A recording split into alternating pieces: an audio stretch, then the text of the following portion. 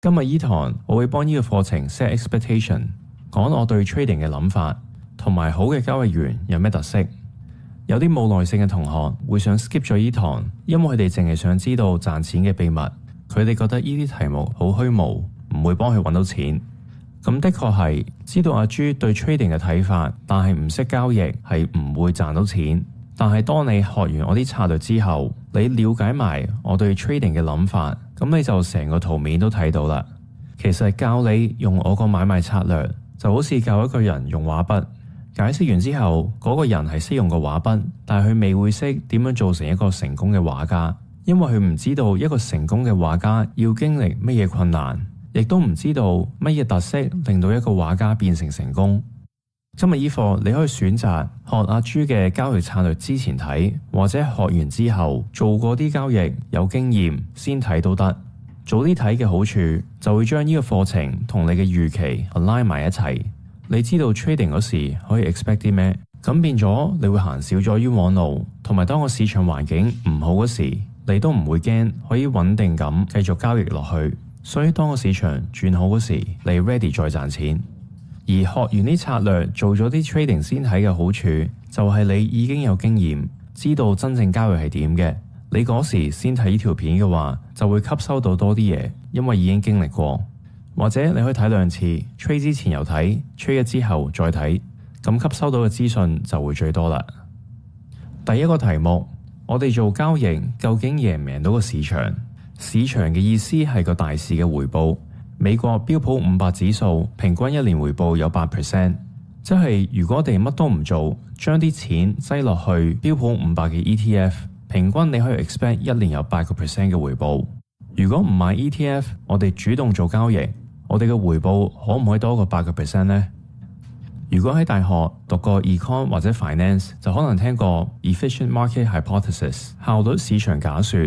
呢個理念就覺得個市場已經好有效，有效到冇機會賺 extra 嘅錢。市場嘅回報係幾多？你長遠就算做 trading 嘅回報就係幾多？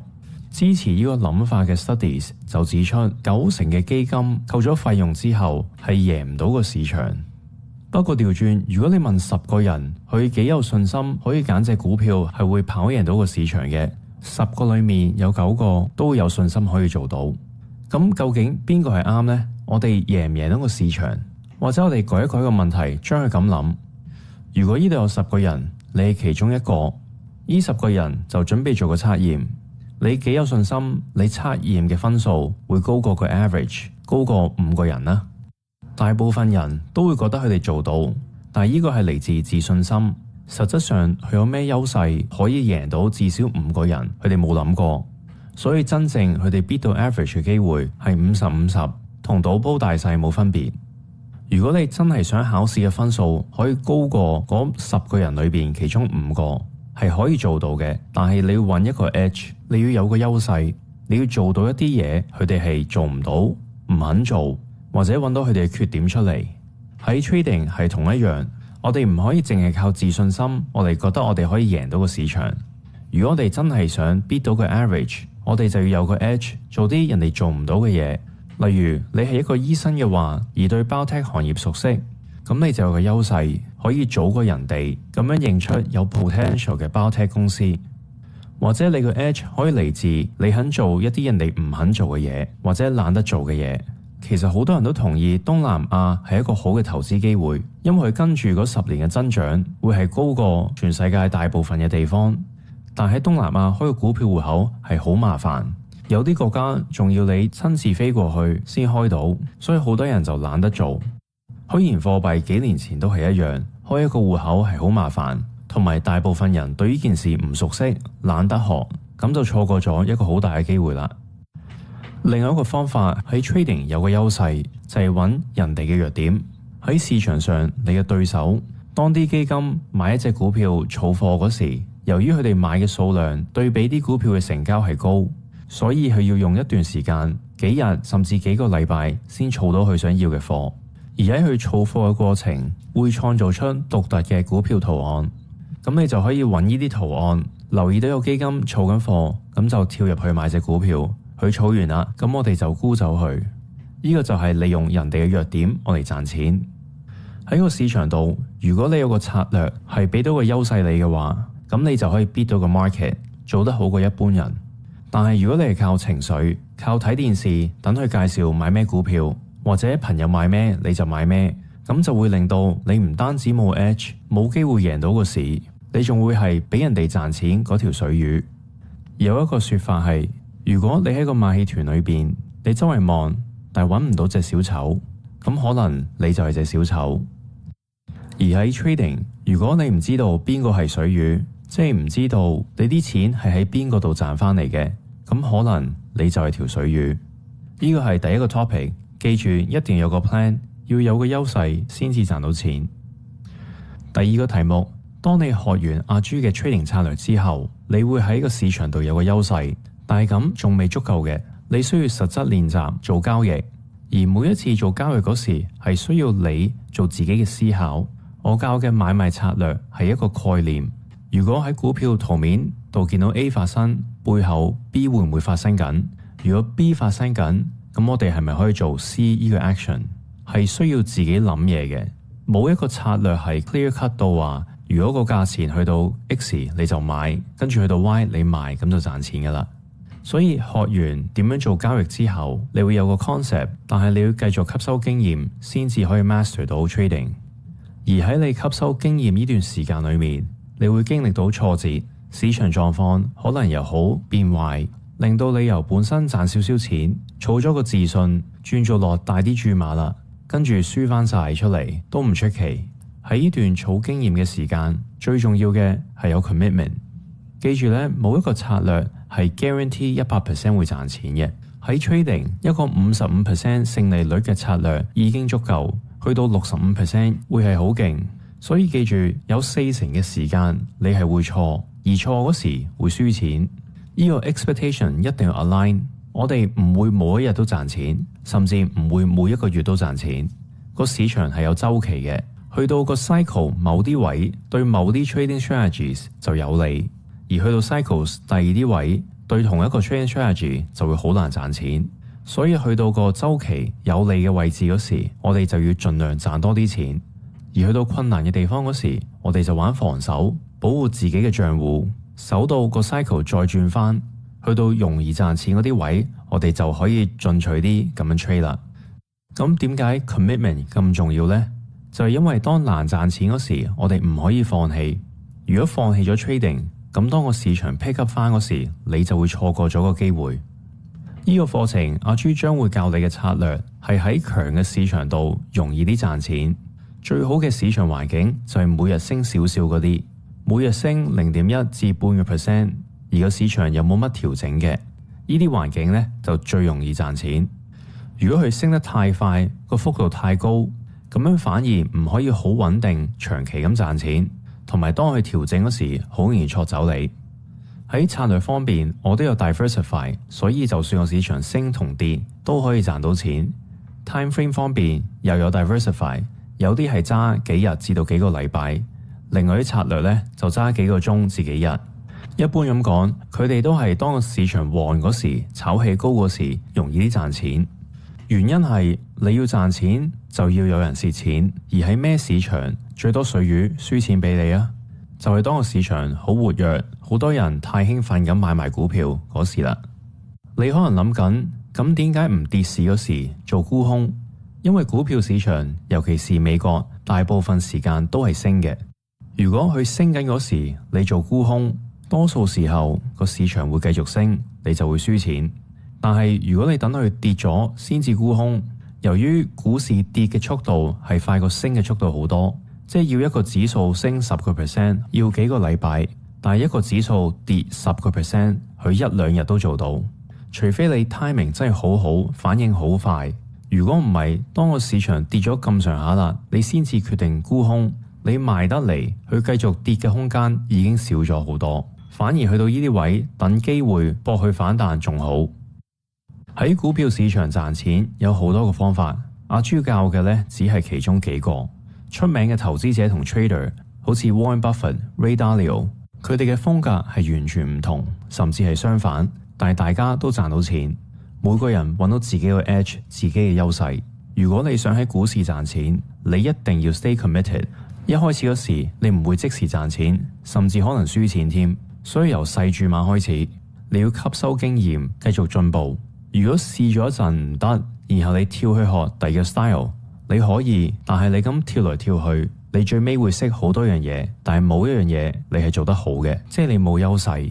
而當你冇優勢，你就唔會喺股市賺到錢。如果揾錢係咁難，點解阿朱唔做咁同你講買咩呢？如果你依靠人哋嘅 tips 嚟賺錢，個問題呢就係你唔會賺到大錢。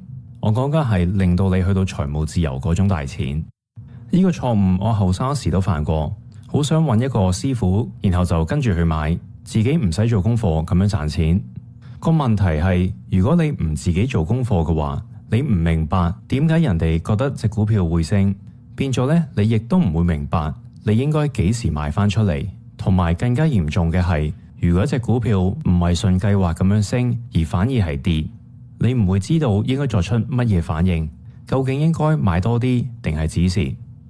如果個注碼係細幾萬蚊或者十幾萬，抄人哋買賣係賺到錢，但係過咗幾年之後，你成功儲咗一嚿錢啦，say 你已經儲到1000萬嘅資產，你仲可唔可以用呢個策略？即係人哋話買咩你就跟風，但係而家 instead of 10幾萬一注，係講緊100幾萬一注，你仲可唔可以咁樣由1000萬嘅資產變到3000萬呢？所以遲早你都要學識點樣控制自己嘅錢，點樣自己做 trade。你會寧願早啲學，當個資金係細嗰時交學費、儲經驗，同埋慢慢咁增加你嘅資產。咁變咗過幾年，你個家產大咗好多啦。希望到時你已經儲夠經驗同埋自信，我嚟控制自己個盤，知道幾時買、幾時賣，背後嘅原理。有咩唔對路嘅話，幾時要走，識得自己衡量 risk reward， 判斷一個 trade 應該落幾大，用唔用槓桿。呢啲嘢就算你收到風抄人哋買股票，人哋都唔會教你應該買幾多，因為呢啲係睇個人財務狀況同埋你承受到幾多風險。所以如果你想通過 trading 我嚟賺錢，賺到係足夠財務自由嘅話，你就要明白操作買賣背後每一個動作嘅原因。簡單咁 summarize 呢點，就係你唔可以依靠人哋話俾你聽買咩、幾時買同埋幾時沽。做交易最尾嘅決定係個人運動，你要識得自己決定。跟住個 advice， 呢個係一個重要同埋實用嘅 advice， 就係雖然做 trading 最尾嗰一個決定要自己做，但係做呢個決定之前係可以用 teamwork， 因為一個人所睇到嘅新聞、所睇到嘅圖係有限，一個人係唔會知道晒呢個世界發生緊嘅事。所以如果可以揾到一組有才能同埋諗法相似嘅人，分工合作 filter 啲資訊，然後分享重要嘅嘢，咁會有個好大嘅幫助。阿朱嘅 trading idea 有唔少時候係嚟自朋友嘅分享，可能佢咁啱睇緊一隻股票我冇睇緊嘅，佢留意到有啲喐動係值得留意嘅，咁就分享出嚟，然後我睇完之後覺得又 OK，咁就自己決定買。當我有用嘅資訊或者留意到啲有趣嘅事，亦都會 share 翻俾佢哋，咁佢哋就衡量翻自己應該買定唔買啦。喺我經驗，有一個咁嘅 network 係非常之有用，可以幫每一個人慳時間，同埋大家嘅長處都唔同，所以夾埋嘅 synergy 係強過每一個人嘅優勢。所以喺呢個課程，我喺 Discord 創造咗一個 channel。我希望讀完呢個 trading 課程嘅同學，個個都係有才能，識得分咩係重要嘅消息，值得留意嘅股票圖案，每人 filter 走啲 noise， 淨係 share 有用嘅嘢，咁呢個 channel 嘅資訊就會好有價值，同埋幫到大家一齊揾錢。喺個 Discord channel 度揾到啲 trading idea 之後，最尾點樣執行嘅決定就係 up to 你啦，因為每個人嘅 style 同埋接受到嘅風險都唔同。例如我咁，我大部分嘅 trade 係揸1至3個禮拜 ，target 嘅回報係10至30%， 接受到嘅風險10%。但係我第二啲朋友 trader 有啲就可能會 aim for home run， 佢係坐喺度搏佢升2-3倍 ，meanwhile 佢接受跌到一半嘅調整。有第二啲 trader 咧就只係可以接受跌2-3% 嘅啫，所以佢哋嘅 time frame 就短好多，揸幾個鐘至到幾日 ，target 嘅回報5至6%。冇一個 approach 係啱或者錯，佢淨係 depend on 你接受到幾多風險，同埋邊個風格啱你。而 based on 唔同 trader 嘅風格，就算同一隻股票同一個 trade idea， 大家嘅 entry point、exit point 同埋中途嘅計劃都會唔同。That's why 要自己決定翻點樣執行嘅 trade 係最啱你。解釋完我對 trading 嘅睇法同埋 manage 咗你 expectation 之後，跟住今日嘅課程第二部分就係講上呢個 course 之前你要有嘅條件。呢啲條件係好 basic 嘅啫。如果你有交易過股票，留意財務新聞，大部分你應該已經知道。如果有啲字你未聽過，一啲概念唔熟悉，你可以去呢個課程嘅 appendix 嗰部分學咗呢啲嘢先。咁變咗跟住上個課程，你聽到我講呢啲字都知道係咩嚟嘅。咁有咩我會想你已經知道呢？喺交易個方面，我 expect 你知道咩係 bid、ask、買價、賣價，同埋第二啲交易常用嘅語言，例如 turnover 成交、moving average、market breadth 市場嘅闊度、market depth 市場嘅厚度。喺技術分析，我會 expect 你識得點樣用陰陽燭。即係最簡單，一支燭係俾到咩資訊你？個高位、低位、open 同 close， 綠色代表升，紅色代表跌。喺交易方面，我會 expect 你知道唔同嘅 order types， 例如 limit order、market order， 用嚟指示嘅 stop order 同埋 stop limit， 用嚟止賺嘅 trailing stop， 同埋 advanced 少少嘅 order type， 好似 one cancel other、one cancel all 同埋 bracket orders。同埋你要知道乜嘢係 margin， 點解同埋幾時會俾人斬倉，呢啲係 basic 嘅 trading requirement。另外，我會想你已經知道乜嘢係股票，咩係期貨、商品、期權，同埋乜嘢係 CFD， 佢哋有咩分別？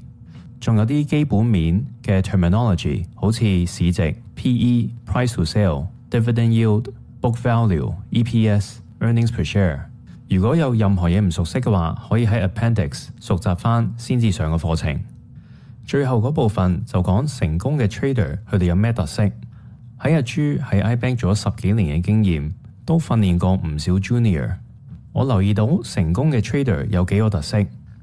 第一，佢哋可以明白同埋 apply 概念，即係佢哋唔需要等到一啲嘢喺佢眼前發生咗先至相信佢。